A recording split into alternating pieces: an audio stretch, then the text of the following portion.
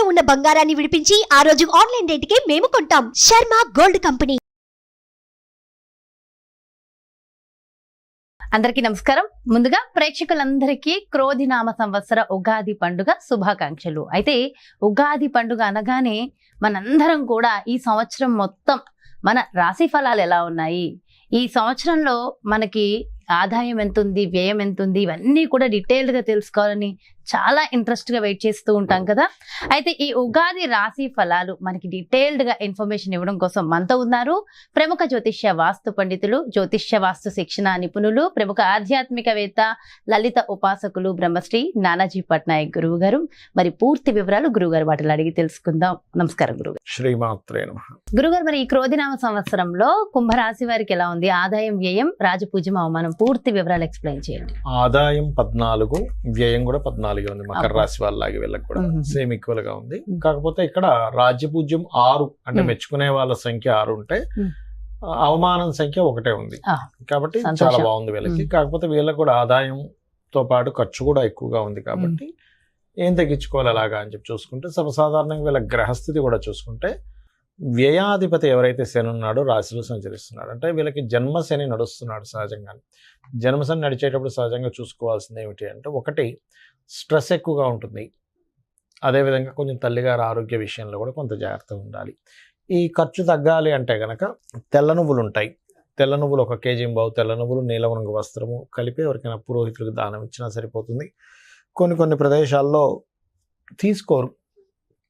అలాంటి సందర్భంలో నువ్వుల ప్రదేశంలో పిడికెడ బెల్లం తీసుకొని, తెల్ల గోవుకైనా పర్లేదు, లేకపోతే నల్ల గోవు అయినా పర్లేదు, వేరే ఏ గోవైనా పర్లేదు, కాకపోతే కొంచెం తొందరగా ఫలితం ఇస్తుందని చెప్పాను. బెల్లము 1 కేజీ బావు బెల్లం తీసుకొని, లేకపోతే 1 పిడికెడ బెల్లమైనా తీసుకొని గోవుకు తినిపించినా కూడా సరిపోతుంది. ఇచ్చేస్తే కూడా ఖర్చు అనేటువంటి తగ్గుతుంది వీరికి. అయితే ఈ సంవత్సరం మొత్తం కూడా వీళ్ళకుండే గ్రహస్థితి కనుక చూసుకుంటే కనుక పర్టికులర్గా వీళ్ళకి ఈ సంవత్సరం ఏ విషయాల్లో చాలా బాగుంది అని చూసుకుంటే, ఉద్యోగ సంబంధించిన విషయంలో చాలా బాగుంది. ఎందుకంటే డబుల్ ట్రాన్సిట్ అంటారు. ఈ 2 గ్రహాలు, అందులో ముఖ్యంగా గురువు శని ఇద్దరు కూడా దశమ స్థానాన్ని బాగుపరుస్తున్నాయి వీళ్ళకి. అందుకని ఏమిటి, ఎప్పటి నుంచో ఉద్యోగం లేదండి, ఉద్యోగంలో ప్రమోషన్ లేదు, లేకపోతే ఉద్యోగం ఇస్తానని తిప్పుతున్నారు, ఇలాంటివన్నీ కూడా ఈ సంవత్సరం క్లియర్ అవుతాయి చెప్పాలంటే. కాకపోతే ఏంటంటే కొంచెం 2వ స్థానంలో ఈ మార్చి ఏప్రిల్ మాసాల్లో, ఇంకా ఉగాదికి ముందే కూడా కొంచెం బుధుడు నీచపడుతున్నాడు 2వ స్థానంలో ఉండి. కాబట్టి ఈ మార్చి ఏప్రిల్ మాసాల్లో కొంచెం మీరు షేర్ మార్కెటింగ్ రిలేటెడ్ సంబంధించిన విషయాల్లో ఈ సంవత్సరం కొంత జాగ్రత్తగా ఉండాలి. ఎందుకంటే షేర్ మార్కెట్లో కూడా బాగా ఫ్లక్చువేషన్స్ వస్తాయి ఈ కాంబినేషన్ వల్ల. కాబట్టి ఇది ఒకటి మెయిన్గా చూసుకోవాలి. అదేవిధంగా 2వ స్థానంలో రాహు ఉన్నందుకు వీరికి సంపాదన కూడా అంతా ఆన్లైన్ త్రూగా డబ్బులు వస్తాయి. అలా ఆన్లైన్ అంటే మళ్ళీ ఈ షేర్ మార్కెట్ అనుకోవద్దు. ఆ షేర్ మార్కెట్ అనో, బెట్టింగ్స్ అనో, ఆన్లైన్ గేమ్స్ అనేది కాదు, ఆన్లైన్లో చేసే వ్యాపారాలు, వాటి మూలంగా వచ్చే యోగం ఎక్కువగా చూపిస్తుంది. కాకపోతే కొంచెం విద్యార్థులకు కొంచెం స్ట్రెస్ ఉంటుంది. విద్యార్థులకి, రియల్ ఎస్టేట్ రంగాల వారికి, అదేవిధంగా కొంత అంటే గురువు 4లో ఉన్నప్పుడు స్ట్రెస్ ఇస్తాడు, గ్రోత్ ఇస్తాడు. కాకపోతే కొంచెం ఓపిక పట్టుకోవాలి అక్కడ. విద్యార్థులకు కావచ్చు, రియల్ ఎస్టేట్ రంగాల వారికి కావచ్చు, రైతులకు కావచ్చు వీరికి.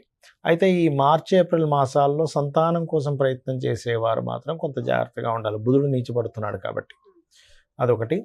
అదే విధంగా లోన్స్ లభిస్తాయి. ఎప్పటి వరకు మే లోపల లోన్స్ లభిస్తాయి, అందులో ఎటువంటి సందేహం లేదు.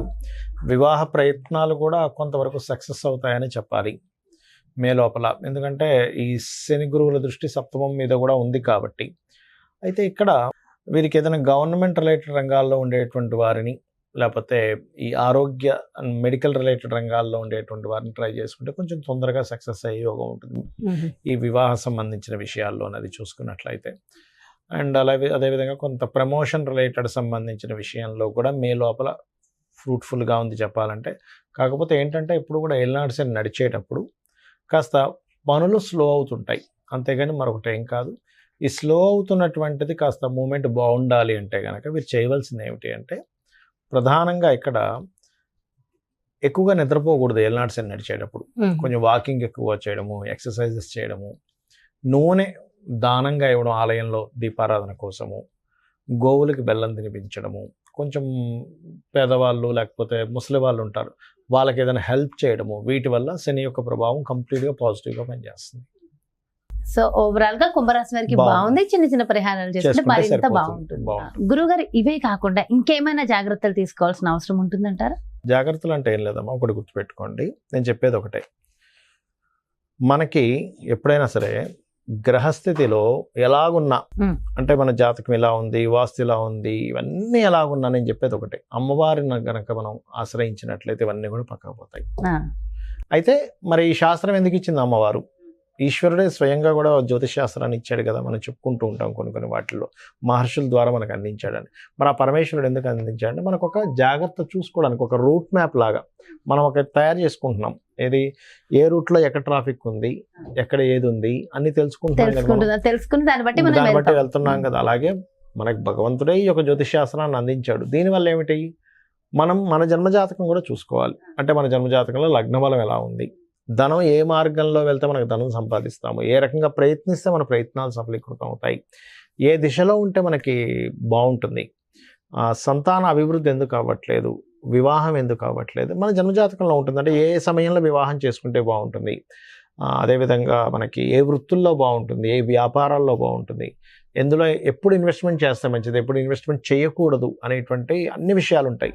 మీకు అనిపిస్తుంది మరి ఇవి అన్నీ మన జన్మజాతకంలో ఉంటాయి, మనం మరి ఈ గోచార ఫలితాలు ఇవన్నీ ఎందుకు చెప్పుకుంటున్నాం అంటే ఒకటే గుర్తుపెట్టుకోండి అమ్మా. ఇప్పుడు మీరు షూటింగ్కి వచ్చారు కదా, నార్మల్గా మీ ఇంటి నుంచి ఇక్కడ 40 నిమిషాలు అనుకోండి కార్లో రావడానికి, అదే ట్రాఫిక్ జామ్ అయితే కదా. అంటే ఏమిటి, గంటలోనో 40 నిమిషాల్లోనో వస్తాననేది మీరు ఏం చెప్తారు, గంటన్నర పడుతుందండి అంటారు. అంటే మీ కారు, మీరు మీ డ్రైవర్ కానివ్వండి, మీరు ఓన్గా డ్రైవ్ చేసుకున్నా మీ కారు అదే రోడ్ అయినా కూడా మరి ట్రాఫిక్ ఉన్నప్పుడు ఏమో ఎక్కువ టైం పడుతుంది, ట్రాఫిక్ లేనప్పుడు హాఫ్ అన్ అవర్లో రాగలుగుతున్నారు. అంటే దాని అర్థం ఏమిటి, సమయం బయట ఉండే వాతావరణం కూడా మనకు సహకరిస్తేనే మనం సమయానికి వెళ్ళగలం. అలాగే గోచారం అనేటువంటిది ఏంటంటే ఇప్పుడున్న గ్రహస్థితి, ఇప్పుడుండే గ్రహస్థితి ఏ విధంగా ఉంది, పరిస్థితులు ఎలా ఉన్నాయి అనేది చెప్పేదే గోచారం. సో ఈ సంవత్సరం ఈ విషయాలు ఇలా ఉంది కాబట్టి నువ్వు ఈ రెమెడీ చేసుకో, నీ జన్మజాతకం కూడా చూసుకో, ఈ రెండు కలుపుకో. అందుకు ఇంకోటి ఏంటి, నేను ఒకటే చెప్తా, నా జాతకం ఎలా ఉంది, నా దశ ఎలా ఉంది, పాడైపోయింది ఏం పెట్టుకోకండి, అమ్మవారిని నమ్ముకోండి, అమ్మవారి అంతా దారి చూపిస్తుంది మనకి. ఎలా ఉన్నా జాతకం ఎలా ఉన్నా అమ్మవారు చూపిస్తుంది. అమ్మని చేయి పట్టుకుంటే తిండి కొదవ ఎలా ఉండదో, అమ్మవారిని పట్టుకుంటే వాడికి దేనికి కొదవ ఉండదు. ఎంతో చక్కగా చెప్పారు గురుగారు. అంటే ఎంతో ఒక ధైర్యం, ఒక మోటివేషన్ అంతే కదా. అమ్మని పట్టుకున్న వాడికి తిండి కొదవ ఉంటుందా? ఏమి ఉండదు, అమ్మాయి చూసుకుంటుందండి. అలాంటిది అమ్మవారిని పట్టుకుంటే దేనికి కొదవ ఉంటుంది చెప్పండి. ఎంతో చక్కగా, ఎంతో చక్కటి ధైర్యాన్ని, స్థైర్యాన్ని అందించారు. థ్యాంక్ యూ సో మచ్ గురువు గారు. నమస్కారం. శ్రీమాత్రే నమః. సో చూసారు కదండి, మరి ఇది క్రోధినామ సంవత్సరంలో మీ యొక్క రాశి యొక్క ఫలితాలు పూర్తిగా ఎంతో చక్కగా వివరించారు కదా గురువు గారు. మరో చక్కటి ప్రత్యేకమైన కార్యక్రమంతో మళ్ళీ మీ ముందుకు వచ్చేస్తాను. మరి అదేవిధంగా మీ యొక్క జాతకానికి సంబంధించి కానీ, లేదంటే మీ ఇంటి వ్యాపార వాస్తుకు సంబంధించి కానీ గురువు గారిని సంప్రదించాలి, అపాయింట్మెంట్ కావాలి అనుకుంటే క్రింద డిస్ప్లే అవుతున్నటువంటి నెంబర్స్ కి కాల్ చేయండి. నమస్కారం. సుమన్ టీవీలో మీ పర్సనల్ అండ్ బిజినెస్ ప్రమోషన్స్ కోసం కింది నెంబర్ కి కాంటాక్ట్ చేయండి.